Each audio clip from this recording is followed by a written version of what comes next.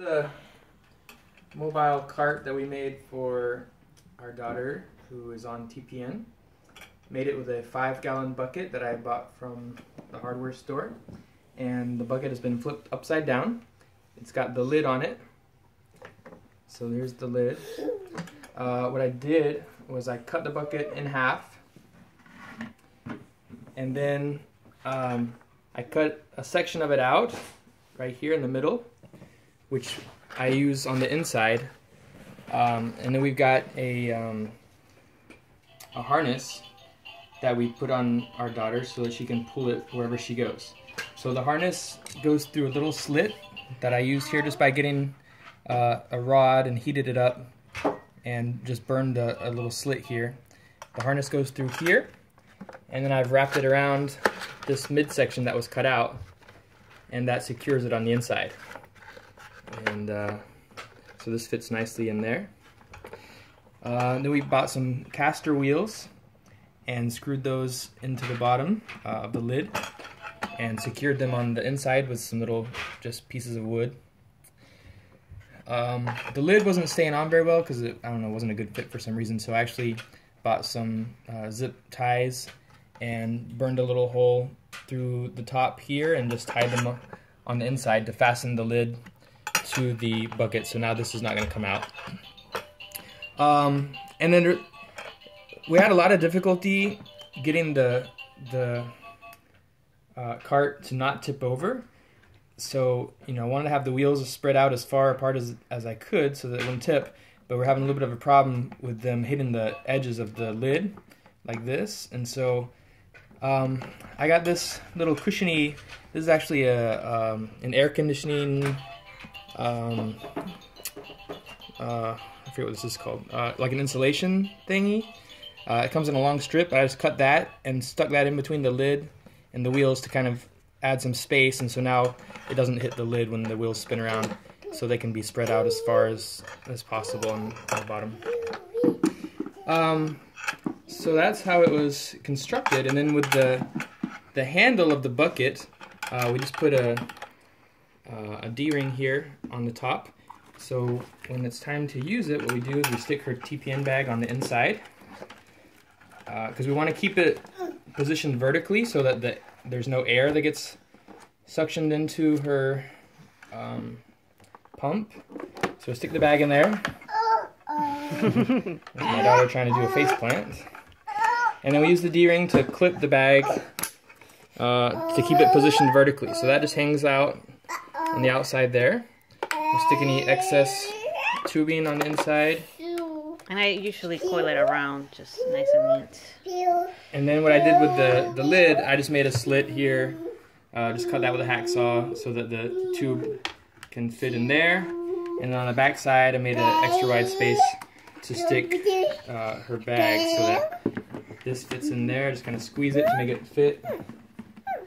And turn this a bit to get the bag on the inside without any problems.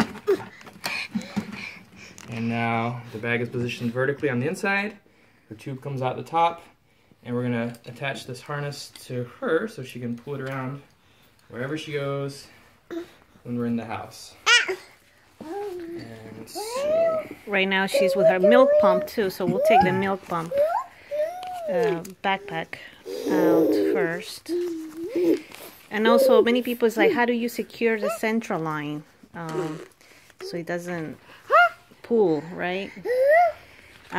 We use first, well, the dressing has a lot to do with it, and then we use the grip lock. Let me show you. Okay. Can you show them the grip lock and how we tape it on the back so they know? So there's the grip lock for her central line. We put press and seal on the hub there so that to keep it clean if anything gets on it. And we use this IV tape. It's called transport tape. I think it's clear tape, and it's pretty strong. I mean, you cannot. It sticks to her clothing like really crazy, and keeps the line secure. So right now we're putting the harness on her, and this harness we got it at the Walmart. we couldn't find a child harness, so we got like a doggy harness, and it works, you know. And they have different sizes. This is a large size, but you can find medium or small size, you know, whatever fits your kid. This is a little bit big on her, but it works. It works. Camila. She's not in a happy mood this morning. Say hi! Alright. And then on top we put the milk. She is weighing, what, 23 pounds already? And she's 18 months old, and she's on 17-hour TPN and 12-hour lipids 3 times a day. And you can fit 2 pumps in here. We have tried it with the lipids too. And last thing with the cart, because she moves around a lot and it gets the lines get tangled, we use some tape and just tape her tubing, central line tubing, to the harness strap. We use the silk tape, right? Because otherwise her feet get tangled in here and it gets caught on things, and so we try to keep it tight and secure. So you can use the silk or the ivy tape, either one. Silk works just fine. Either one works fine. And we put like three or 4, you know. Spread it out about every 12 inches, I would say. 6 to 12 inches. And again, we press and seal the connections because this is on the floor. So we press and seal everything. Make sure you get the Vicon tubing. That's a lifesaver. That makes it so much easy to walk and stretch. And if you have multiple connections, you know, you can put the Y. The Y will be inside there, and this is the only thing that goes to her Broviac, you know. But if you have like lipids and antibiotics or something running, we all put it inside here. So, and the Y will be inside there.